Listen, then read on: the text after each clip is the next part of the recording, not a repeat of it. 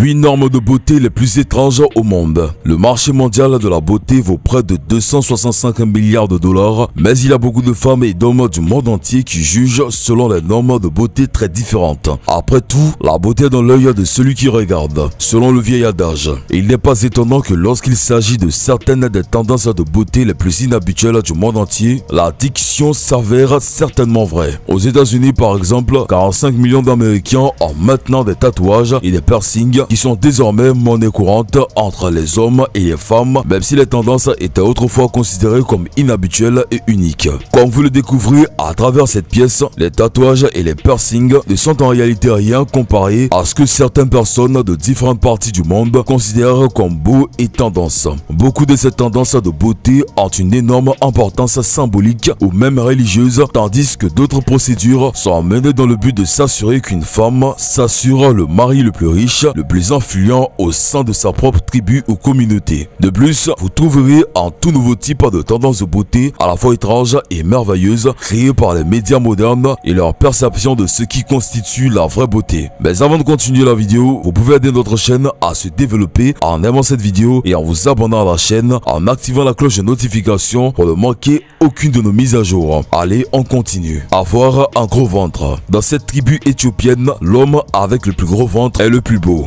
Cette tribu qui vit dans la vallée de Homo en Éthiopie a une tradition très intéressante qui est de faire boire à ces jeunes hommes du sang et du lait de vache et de couronner l'homme le plus gros. 6 mois avant le début du concours, chaque famille choisit un homme célibataire pour se préparer au défi. Il entre dans une lutte où il boit du sang et du lait de vache. Il ne doit pas avoir des relations sexuelles pendant qu'il se prépare pour le concours. Il boit du sang au lever du soleil rapidement avant qu'il ne coagule, mais ce n'est pas une promenade de santé car beaucoup d'hommes vomissent. Je veux dire qu'ils ne le feraient pas. Après 6 mois de consommation de sang intense, les hommes sautent et montrent leur ventre élargi et le champion serait un héros pour la vie. Le jour de la compétition, les hommes se pavanent dans leur gros ventre couvert d'argile et de cendres. Certains hommes seraient si gros qu'ils ne peuvent pas marcher correctement. Le jour du concours proprement dit, les hommes recouvrent leur corps d'argile et de cendres avant de sortir de leur lutte. Le jour du concours, lors de la cérémonie, les hommes tournent en rond autour d'un arbre sacré et les femmes leur donnent de l'alcool pour leur remonter le moral tout en essuyant leur sueur. L'homme le plus gros est choisi et une vache est abattue. Après la cérémonie, il doit perdre le poids qu'il a eu du mal à tamasser. Fait intéressant, chaque jeune homme rêve d'être couronné l'homme le plus gros. Scarification. La scarification ou la pratique consistant à marquer la peau avec un couteau pour créer des motifs ou des marques symboliques est particulièrement populaire en Afrique, en particulier dans la tribu Karo d'Éthiopie et chez les nomades Dinka du Soudan du Sud. Les Dinka marquent le visage des adolescents et adolescentes de la tribu comme un rite de passage. Habituellement, les filles sont marquées de beaux motifs et les garçons en 3 lignes parallèles censées représenter leur entrée dans la virilité. Bien que la procédure puisse être douloureuse, il est formellement interdit aux jeunes Dinka de pleurer ou même de tressaillir pendant leur scarification car cela fera honte à toute leur famille. Cette tendance de beauté insolite se retrouve également en Papouasie-Nouvelle-Guinée, à l'autre bout du monde de l'Éthiopie et du Soudan du Sud. Ici, les sépiques marquent la peau de leurs jeunes hommes d'un motif alligator très particulier. Tout dans la tête. Les archéologues ont trouvé des crânes d'environ 7000 ans avant Jésus-Christ au Pérou qui montrent des crânes allongés probablement obtenus en enveloppant étroitement la tête d'un enfant dans du tissu ou même en utilisant des planches de bois pour encourager le crâne à se développer dans le sens de la longueur à mesure que l'enfant grandit. Bien que l'on ne sache pas exactement pourquoi la liaison du crâne a été pratiquée, il existe des théories selon lesquelles c'était pour des raisons rituelles ou symboliques et que les personnes choisies pour la procédure auraient pu avoir un statut élevé dans la société. Si vous appréciez cette vidéo jusqu'à présent, veuillez aimer cette vidéo et vous abonner à notre chaîne. N'oubliez pas d'activer la cloche de notification également. Vous serez averti de la prochaine mise en ligne d'une vidéo comme celle-ci. Du bon pied. Le bandage des pieds a été une partie importante de la culture chinoise pendant des siècles et bien qu'il ait été interdit dans les années 1940, ses effets peuvent encore être observés sur certaines femmes âgées, en particulier dans la la zone rurale du pays. C'était une pratique horrible qui impliquait de casser les orteils des femmes avant qu'elles ne soient repliées contre la plante des pieds pour être liées à place par un emballage de tissu serré. Non seulement cela rendrait les pieds des femmes chinoises petits et délicats, un symbole de statut et de statut social dans la Chine rurale, mais on disait aussi que les femmes qui avaient subi la procédure de bandage des pieds étaient des épouses particulièrement bonnes car elles ne se plaindraient pas trop. Tant de travers. La plupart des pays développés, des dents droites et un sourire parfait sont un homme ultime en matière de beauté dentaire. En conséquence, les gens dépenseront une fortune pour faire effectuer des travaux orthodontiques coûteux pour y parvenir. Cependant, les jeunes femmes au Japon se sont ces dernières années engagées dans une pratique inhabituelle connue localement sous le nom de Yaeba. Yaeba se traduit littéralement par double dent et implique que ces femmes effectuent le travail orthodontique coûteux. Dans ce cas, les broches sont conçues pour donner à leurs dents un aspect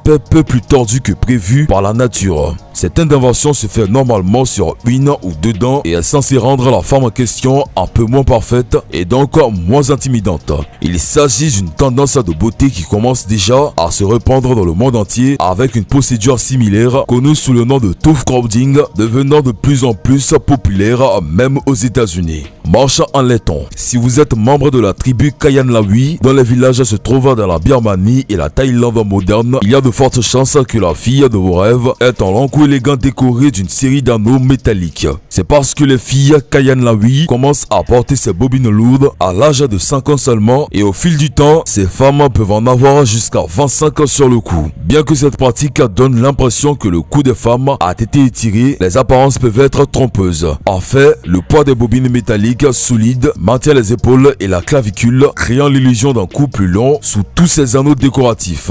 Norme de beauté chez les Imba. Les Imba sont l'une des dernières tribus pastorales traditionnelles d'Afrique australe qui vivent selon les traditions et les coutumes de leurs ancêtres. Ils vivent très éloignés du monde occidental. Bien qu'ils aient des contacts avec la société occidentale, les Imba ont réussi à maintenir leur culture et leur mode de vie traditionnel. L'un des faits intéressants concernant les femmes Imba est qu'elles ne se baignent pas. La région dans laquelle elles vivent est habituée aux sécheresses. Les hommes sont traditionnellement les seules personnes autorisées à se baigner dans leur culture et à ce jour, les femmes prennent un bain de fumée quotidien afin de maintenir leur hygiène personnelle. Malgré ce fait, les femmes sont parmi les plus belles de toute l'Afrique et curieusement, elles ne sentent pas comme on s'y attendait. Elles ont une douce odeur de fumée assez agréable et inoffensive. La beauté est dans la tribu du peuple Imba. Les femmes utilisent la pierre de l'ocre pour embellir leur corps. Elles mélangent l'ocre avec de la matière grasse pour faire quelque chose qu'elles appellent hot cheese. Il est parfois parfumé de résine aromatique. Les femmes Imba appliquent chaque jour ce mélange sur leur peau et leurs cheveux, leur donnant une teinte rouge caractéristique. Il est considéré comme leur maquillage pour ainsi dire et selon eux, il est utilisé car des fins esthétiques et pour les distinguer des hommes. L'ocre est en fait hématite. L'hématite est fabriquée à partir de fer et l'ocre est la forme en poudre. L'hématite a de nombreux avantages importants pour la beauté, notamment le blocage de la croissance des poils sur le corps, la possibilité de repousser les insectes et la protection contre le soleil, ce qui, dans le climat rigoureux des Imba, est un avantage certain. Obtenir des lèvres. Les plaques de verre sont portées par les femmes de la tribu Mercy en Éthiopie dans le but de paraître plus belles et plus considérables aux hommes à la recherche d'une épouse. Le processus d'insertion de la plaque labiale commence lorsqu'une fille atteint la puberté. Comme pratique normale, des plaques de taille croissante sont insérées, étirant progressivement la lèvre inférieure jusqu'à ce qu'elle puisse insérer une plaque à lèvres symbolique pleine grandeur. L'assiette est souvent décorée par la femme elle-même pour montrer ses compétences et un élément de sa personnalité au futur mari. Plus intéressant est le fait qu'il existe une hiérarchie définie en ce qui concerne les plaques à lèvres du Mercy. Si elles veulent attirer l'attention des hommes les plus puissants du village, elles doivent être prêtes à étirer leurs lèvres pour acquérir la plus grande assiette.